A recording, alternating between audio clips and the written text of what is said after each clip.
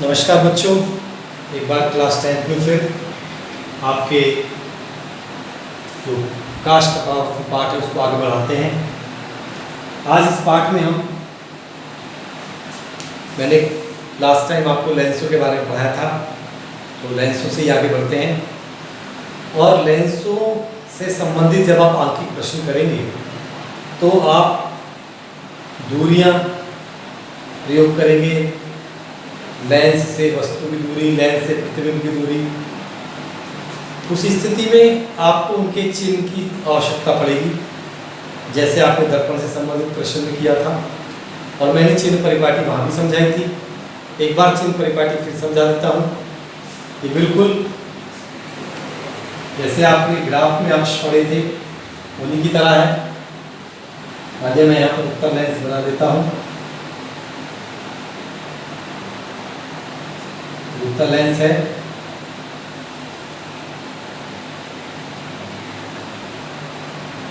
अब आप वस्तु को, मैंने हमेशा कहा है कि लेंस से दर्पण के बाएं उल्टे हाथ की तरफ रखेंगे। ये दूरी जो x डैश अक्ष होता है ये होती ही माइनस में, और इसे हम जो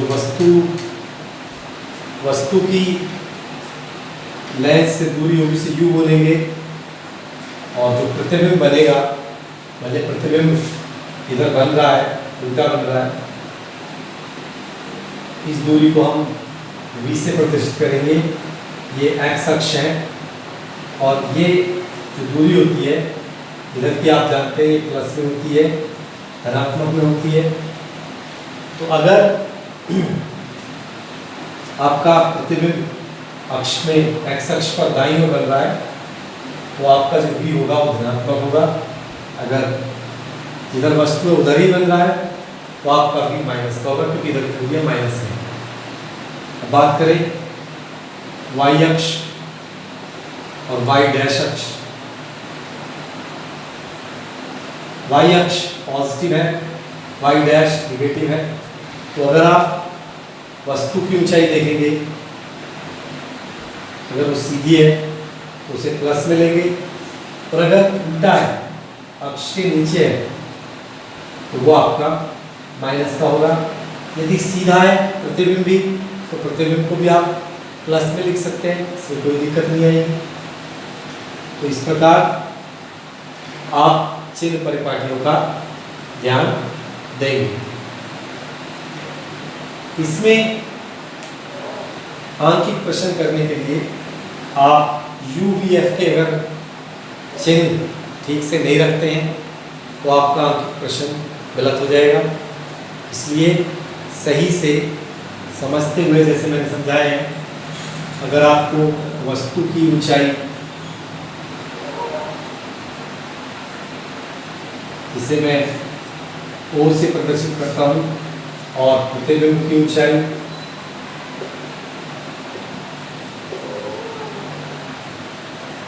जिसे मैं I से प्रदर्शित करता हूँ, जैसा भी सीधा है तो प्लस में होगा, उल्टा है तो माइनस में होगा। ये हमेशा ऐसा नहीं होगा, सीधा भी हो सकता है, उल्टा भी हो सकता है, वो आपको देखकर चिन्ह लगाना पड़ेगा। तो चिन्ह परिपाटी को आपने ध्यान से सीखना है। इसके बाद आज का आपका अगला टॉपिक है लेंस के लिए UVF में संबंध।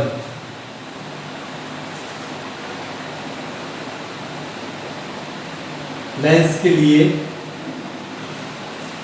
UVF में संबंध। बच्चों, U क्या है?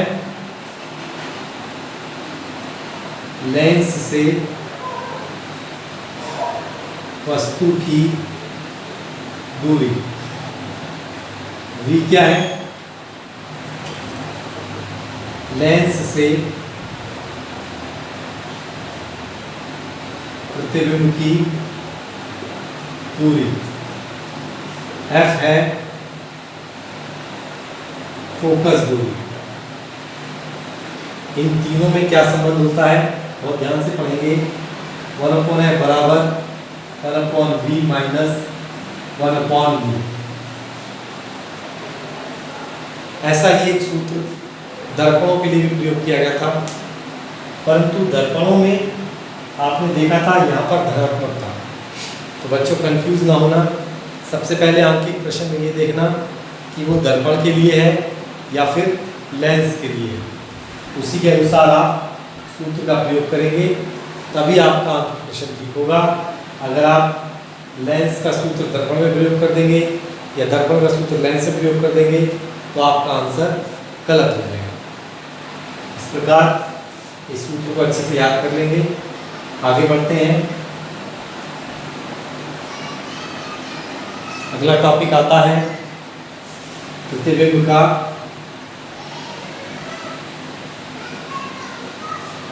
रेखीय आवर्धन।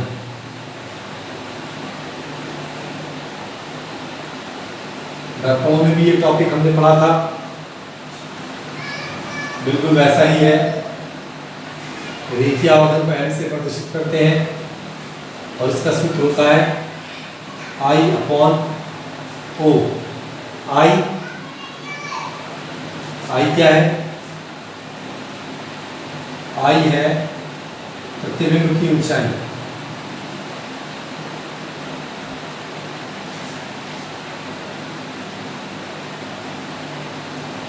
और O है वस्तु की ऊंचाई।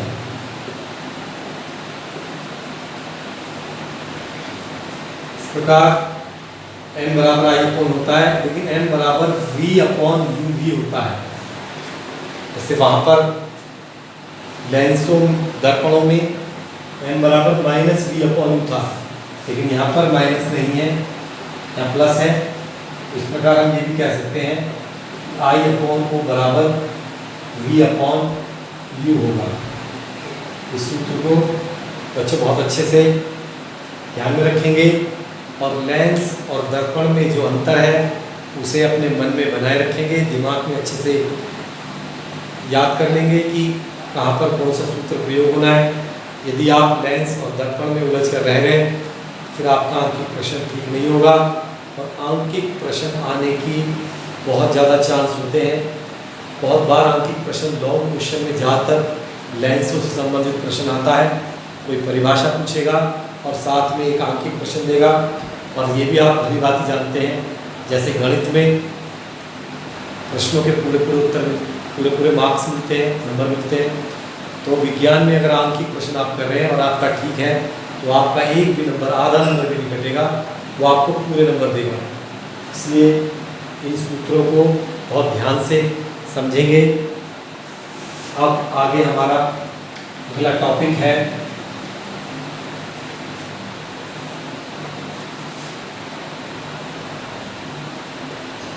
लेंस की क्षमता। क्या है लेंस की क्षमता? बच्चों, मैंने जब आपको लेंस पढ़ाए थे, दो तरह के लेंस पढ़ाए थे, उत्तल लेंस और अवतल लेंस। उत्तल लेंस प्रकाश की किरणों को इकट्ठा कर देता है, अर्थात अभिसरित कर देता है। तो लेंस की वह क्षमता जो प्रकाश की समांतर किरणों को अभिसरित कर देती है, उसकी क्षमता कहलाती है। इसी प्रकार जो अवतल लेंस था वो प्रकाश किरणों को फैला देता है, अपसरित कर देता है, तो प्रकाश की किरणों को फैलाने की क्षमता लेंस की क्षमता कहलाती है। बच्चों, इसका जो मात्रक होता है वो डायोप्टर होता है। बहुत बार प्रश्न पूछा जाता है कि लेंस की क्षमता का मात्रक बताइए, बहुत इंपॉर्टेंट है, याद रखेंगे। कैपिटल D से प्रदर्शित करते हैं। इस पर अधिकतर आंकिक प्रश्न लिया जाता है लेंस की क्षमता ज्ञात करने के लिए। तो लेंस की जो क्षमता होती है वो होती है 1/फोकस दूरी। फोकस दूरी लेकिन मीटर में होनी चाहिए, तभी आपकी क्षमता डायोप्टर में आएगी। अगर फोकस दूरी सेंटीमीटर में दी है तो फिर 100/f कर देना है। f मतलब फोकस दूरी। और फोकस दूरी आपको किस में लेनी है? सेंटीमीटर में लेंगे। अच्छे से अगर सेंटीमीटर में है तो 100/f क्षमता को P से प्रदर्शित कर सकते हैं, और अगर फोकस दूरी मीटर में 1/f करके ही आप लेंस की क्षमता ज्ञात कर सकते हैं। बच्चों बहुत आता है प्रश्न लेंस की क्षमता पर या उसके मार्कर को पूछ लिया जाता है। परिभाषा भी मैंने बताई, किसी लेंस के द्वारा प्रकाश की किरणों को अभिसरित या अपसरित करने की क्षमता लेंस की क्षमता कहलाती है। इस प्रकार ये टॉपिक मुझे लगता है आपको अच्छे से आ गया होगा। अब पढ़ते हैं लेंसों की पहचान। बहुत बार ये प्रश्न भी आया है, लेंसों की पहचान कैसे करेंगे। बहुत सरल है, एक तरीका है छूकर स्पर्श करके। कैसे, आप जानते हैं कि उत्तल लेंस बीच में से मोटा होता है, किनारों पर पतला होता है। अवतल लेंस किनारों पर मोटा होता है, बीच से पतला होता है।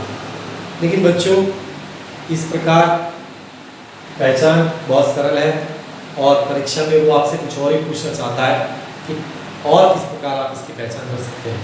तो बच्चों लेंस को आप किताब के निकट ले जाइए। यदि आपको अक्षर बड़े दिखाई देते हैं तो आपका उत्तल लेंस है। लेंस को पुस्तक से थोड़ा सा ऊपर उठा करके, थोड़ा ज़्यादा नहीं, थोड़ा सा ऊपर उठा के रखें। यदि अक्षर बड़े दिखाई दे रहे हैं तो वो उत्तल लेंस है, और यदि अक्षर छोटे दिखाई दे रहे हैं तो वह आपका अवतल लेंस होगा। इस प्रकार ये भी बहुत इंपॉर्टेंट आपका टॉपिक है, लेंसों की पहचान आप किस प्रकार करेंगे। तो एक बार फिर मैं बताना चाहूँगा, स्पर्श करके भी देख सकते हैं, लेकिन वो स्पर्श करके नहीं पूछ रहा है। स्पर्श करना तो बहुत आसान तरीका है, वो आपसे किसी और प्रकार से पूछना चाहता है।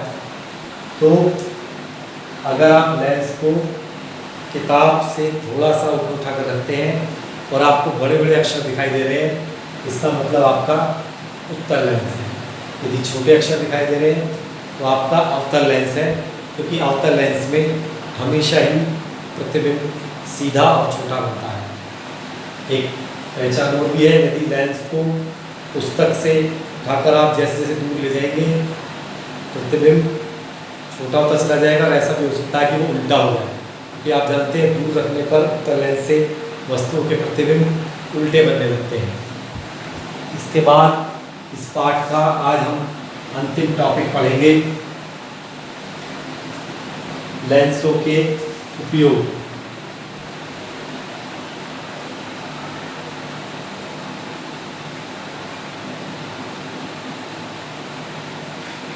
सबसे पहले मैं आपको उत्तल लेंस के उपयोग बताना चाहूँगा। उत्तल लेंस का बहुत अधिक मात्रा में उपयोग होता है। किस गुण की वजह से? इसका एक गुण आपने देखा होगा, यदि वस्तु को फोकस और प्रकाशित केंद्र के बीच में रखा जाए तो वस्तु का बड़ा, सीधा और आभासी प्रतिबिंब बनता है। तो हम वस्तुओं के बड़े प्रतिबिंब देखना चाहते हैं ताकि उनकी जांच अच्छे से कर सकें। तो उत्तल लेंस का प्रयोग नाक, कान, गला, ENT डॉक्टर जो होते हैं वो ज़्यादातर प्रयोग करते हैं। अपनी आँख के पास ऐसे लटका के रखते हैं लेंस को, और आपकी नाक, कान और गले को देखने के लिए प्रयोग में लाते हैं। उत्तल लेंस का प्रयोग सरल सूक्ष्मदर्शी यानी चीज़ों को बड़ा देखने में, संयुक्त सूक्ष्मदर्शी चीज़ों के बहुत बड़े प्रतिबिंब देखने में, और घड़ी साज जो घड़ी ठीक करते हैं, घड़ी के पुर्जे आप जानते हैं बहुत छोटे छोटे होते हैं, उन्हें ठीक करने के लिए बड़ा देखना जरूरी है। तो घड़ी साज उनके बड़े प्रतिबिंब देखने के लिए अपनी आँख पर उत्तल लेंस का प्रयोग करता है। अवतल लेंस का बहुत अधिक प्रयोग नहीं है। एक प्रयोग है, हम अपने चश्मों में लगाते हैं, लेकिन चश्मे में कब लगाएंगे? जब हमें निकट दृष्टि दोष होगा। निकट दृष्टि दोष क्या है ये मैं आपको अगले पाठ में पढ़ाऊँगा, और फिर भी थोड़ा सा बता देता हूँ। निकट दृष्टि दोष में निकट का तो सही दिखाई देता है, लेकिन दूर का सही दिखाई नहीं देता। इस दोष के निवारण के लिए उचित फोकस दूरी के अवतल लेंस का प्रयोग करते हैं। इस प्रकार बच्चों, आपका ये जो पाठ है प्रकाश का परावर्तन, ये आज समाप्त हो गया। अच्छे से इस पाठ के सारे वीडियो देखिए, जो प्रश्न मैंने बताए हैं उनको पढ़िए, और भी नेट पे अनेक प्रश्न मिल जाएंगे, उन्हें मुझसे आप लिखकर या बोलकर पूछ सकते हैं। लिखकर पूछें तो थोड़ा ज़्यादा अच्छा रहेगा प्रश्नों को, क्योंकि आप इतना जल्दी जल्दी बोलते हैं तो उतना जल्दी जल्दी मैं प्रश्न का हल आपको नहीं दे पाता हूँ। लिखकर आप भेज देंगे तो मैं भी लिखकर या बोलकर आपको आंसर दे दूँगा। ये पाठ बहुत इम्पोर्टेंट है, इस पाठ में से बहुत आता है। अच्छे से पाठ पढ़िए, जितने भी वीडियोज़ हैं उन्हें देखकर इस पाठ के नोट्स बना लो, बार बार उन्हें पढ़ो। अभी आपके पास बहुत समय है, इतना ज़्यादा होमवर्क भी नहीं मिल रहा, स्कूल भी आपको जाना नहीं पड़ रहा है। ज़्यादा से ज़्यादा आपका समय है, इसका सदुपयोग करिए और इस पाठ को अपना स्ट्रॉन्ग कर लीजिए, ताकि बोर्ड में आप ज़्यादा से ज़्यादा नंबर ला सकें। स्वस्थ रहिए, धन्यवाद।